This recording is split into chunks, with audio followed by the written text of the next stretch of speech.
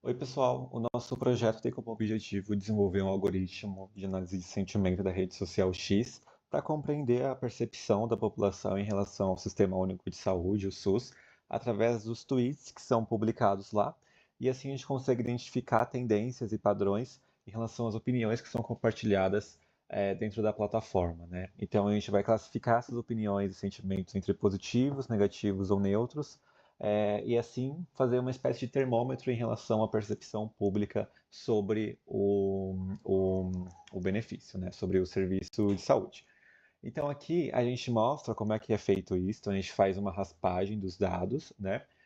Dentro da plataforma, a gente busca ali informações como data, qual é o link daquele tweet, quem foi o perfil, né, username que publicou, e qual é o conteúdo de fato, né, desse tweet, e aí a gente consegue fazer a classificação entre positivo, neutro ou negativo. A gente colocou aqui uma nuvem de palavras, né? Esse tipo de visualização é bastante comum quando a gente está buscando identificar percepções em relação a algum serviço, algum produto, algo nesse sentido. Então a gente consegue ver quais são as palavras que mais se repetem, né, sobre determinado assunto. Então a gente consegue ver aqui o que estão dizendo, digamos assim, né?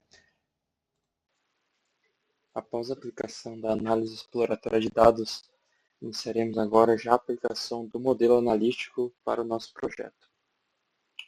Dentre os modelos utilizados principalmente para processamento de linguagem natural, utilizando Python, os quatro principais modelos são regressão logística, que a gente utilizou nesse projeto, junto com o algoritmo TF-IDF também, que seria Term Frequency Inverse Document Frequency.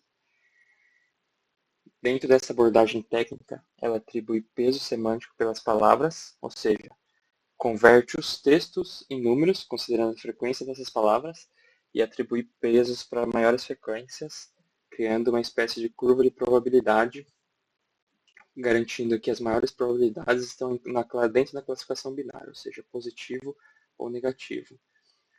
Para facilitar o projeto e trabalharmos com classificação binária, tiramos a coluna de neutro, sentimento neutro, e somente continuamos com a coluna de sentimentos negativos ou positivos, ou seja, -1 e 1. Utilizando a regressão logística, ela é um modelo muito utilizado para classificações binárias, além de possuir boa performance com textos. Em relação a Naive Bayes, que seria um algoritmo de classificação também, ele leva em consideração com alta probabilidade a independência das variáveis do modelo e funciona muito bem em dados esparsos, ou seja, palavras muito distintas. Um dos outros modelos utilizados é o SVM, ou seja, Support Vector Machine. Ele utiliza um algoritmo que divide os dados em diversas dimensões hiperplanos, ou seja, cada dimensão está relacionada a uma classificação que foi colocada ou rotulada dentro do modelo. Ou seja, com base nisso, consegue trabalhar melhor com textos, pois são espaços de alta dimensão. Ou seja, como são várias palavras distintas, são dados esparsos em grandes conjuntos. O último utilizado, que também é muito utilizado em outros projetos, foi o Random Forest. Ele faz uma cadeia de várias árvores de decisão e possui uma boa capacidade de generalização por conta da intensa ramificação que esse modelo traz para as classificações, trabalhando com probabilidades em cada ramo dessa árvore. Em relação à aplicação desses modelos utilizados em Python, fizemos alguns resultados e métricas de desempenho. A escolha das métricas de desempenho foram 4. A primeira é Precision. Precision mede o total de previsões positivas, desse total quantas delas estão corretas. O Recall, ou seja, do total de casos que são realmente positivos, quantos desses foram identificados corretamente. O F1 Score, ele faz uma média harmônica entre o Precision e o Recall. Então ele avalia se o modelo está equilibrado em relação às duas métricas. E o suporte, que seria o número de ocorrências de cada classe no conjunto de dados. No primeiro modelo, a gente obteve uma acurácia de 84%, ou seja, dentro da regressão logística. Olhando a nossa matriz de confusão, percebemos que, dentre os acertos do modelo, ou seja, as verdadeiras positivas e os verdadeiros negativos, o modelo performou bem principalmente para verdadeiros positivos. O precision para negativos foi de 82, 0,82, e 1 para casos positivos. O recall já foi o contrário, 1 para casos negativos e 0,4 para positivos, levando a um F1 score de 0,9 para casos negativos em relação a 0,57 em relação a casos positivos, tendo a melhor performance em casos negativos para essa métrica de desempenho. Para o segundo modelo, também conseguimos a acurácia de 84%, aqui igual a regressão logística. A matriz de confusão também traz o mesmo resultado, ou seja, para verdadeiros positivos e verdadeiros negativos, tivemos mais acertos, certo? Com 2 erros olhando falsos positivos e 1 erro para falsos negativos. Também, em linhas gerais, olhando o balanço, que seria o F1 score, nós conseguimos um melhor desempenho para casos negativos. Para o SVM, também a matriz de confusão segue o mesmo padrão e também um F1 score melhor para casos negativos, junto com o Random Forest, que seria de todos os modelos com menor acurácia, mas ainda casos negativos melhores. A partir do que a gente observou no slide anterior, a gente percebe que o desempenho por classe, principalmente para classes negativas, é melhor em todos os modelos. Aqui é uma comparação, olhando as classes negativas. Dá para perceber que, comparando as classes positivas, olhando Precision, Recall e F1 Score, para os 4 modelos, todos aqueles para classes negativas performaram melhor. O que isso significa? Que existe grande influência nessa base de dados em relação ao desequilíbrio de classes. Devido a, como mencionado anteriormente, devido a dificuldades em extrair os dados via API, por conta de restrições da própria rede social X, em relação ao volume de dados, a base foi menor e apareceu maior desequilíbrio entre elas, ou seja, mais casos negativos que positivos. Então, o modelo tende a performar melhor onde existe maior amostragem, que seriam casos negativos.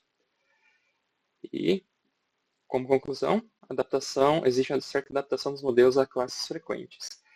Então, para aplicações que exigem maior acurácia, pois estamos tratando de saúde pública, seria interessante uma maior amostragem dos dados para evitar problemas como, por exemplo, o overfitting, que seriam os casos de superadequação do modelo para os dados de treinamento.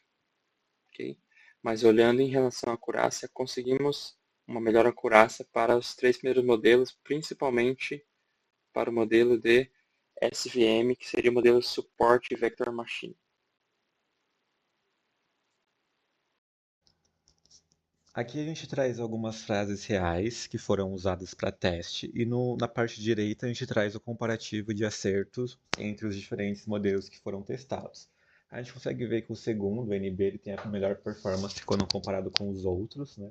E aqui, os exemplos que a gente traz de teste, a gente consegue identificar aqui até pela natureza da rede social, as frases são mais curtas, então não são textos longos que precisam ser classificados e compreender os sentimentos, se é positivo ou negativo.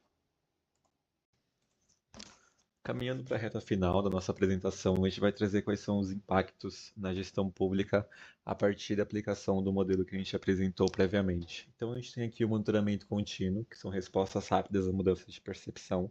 Nesse ponto, a gente consegue trazer que a partir da aplicação e rodando o modelo que faz a leitura dos sentimentos que são expostos na rede social X em relação ao Sistema Único de Saúde, os gestores públicos eles vão ter mais visibilidade de forma muito mais rápida em relação às medidas que são adotadas, às decisões que são implementadas a todo momento e qual que é a percepção da população que é a usuária direta, né, desse benefício em relação a tudo que acontece dentro do SUS.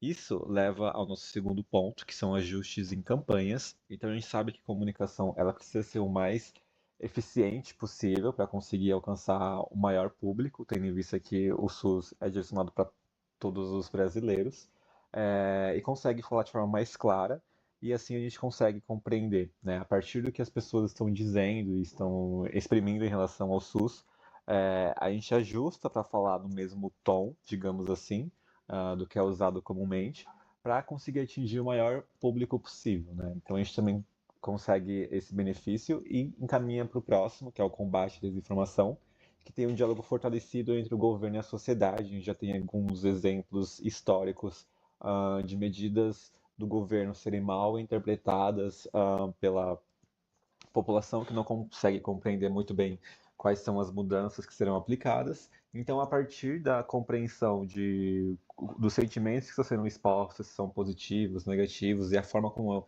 é exprimida essa opinião também, é possível fazer com que a comunicação seja mais direta e a comunicação acerte exatamente onde precisa para fazer com que a população entenda o que está sendo implementado, quais são as mudanças, quais são as novas campanhas de vacinação ou coisas nesse sentido, quem é elegível para isso, de onde vêm esses imunizantes e outras coisas que acalma e tranquiliza a população em relação a um assunto tão sensível como a saúde, né? E a gente tem aqui o nosso último ponto, que é a prevenção de crises, né? Que é a identificação precoce de insatisfações que são exprimidas na rede social X. Então a gente sabe que tweets, né, eles são feitos a todo momento e tendo em vista todo o modelo dessa rede social de ser tweets curtos e rápidos. Então muitas vezes essas opiniões são expressas quando a pessoa ainda está na unidade de atendimento, se foi bem atendida ou mal atendida. Então a gente consegue prevenir crises, né? E a partir da identificação desses pontos o quanto antes. No próximo slide aqui, a gente traz um resumo de como que é o fluxo, né, de implementação no sistema público de saúde.